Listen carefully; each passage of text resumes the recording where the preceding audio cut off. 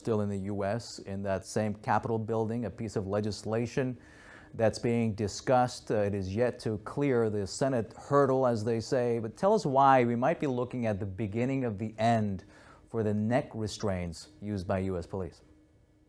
Possibly. I mean, so what's happened is the House of Representatives have ratified the first stage of a bill which is called the Justice in George Floyd Policing Act. And on the face of it, a lot of people are hailing the sort of progressiveness of it. Of course, the George Floyd killing actually sparked protests up and down the country. But this bill, if is passed through the Senate, which is a big question, would essentially end qualified immunity, opening up the police for more lawsuits. They'd said this would withdraw funding for forces which still employ the lethal chokehold, which is an interesting one. That doesn't necessarily sound like an outright ban to some people.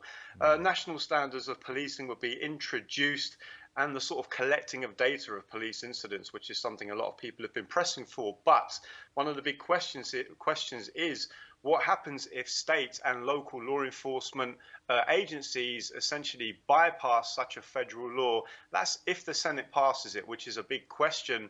You know, a lot of activists and legal experts really say what needs to happen is police officers need to be jailed, and swiftly, for acts of excessive force. And, you know, a lot of people would say the whole sort of justice system isn't really just about policing. There's many layers to it that arguably need to be reformed. And the other thing here is many people are saying, look, is one bill, even if passed, really going to undo a sort of deeply embedded culture of police brutality in the United States? We're talking decades and decades and decades. That's the big question a lot of people are asking. Let's hear from those people, celebrating the first stage of the bill. Let's hear from some of those people, if you will. Absolutely. Let's go first to Tariq Nasheed, who says, this George Floyd Justice in Policing Act is just another nothing burger. They can pass 1 million of these little bills and they simply will not be enforced. There is zero punishment to police, prosecutors and judges who simply ignore these bills. Same with the Constitution.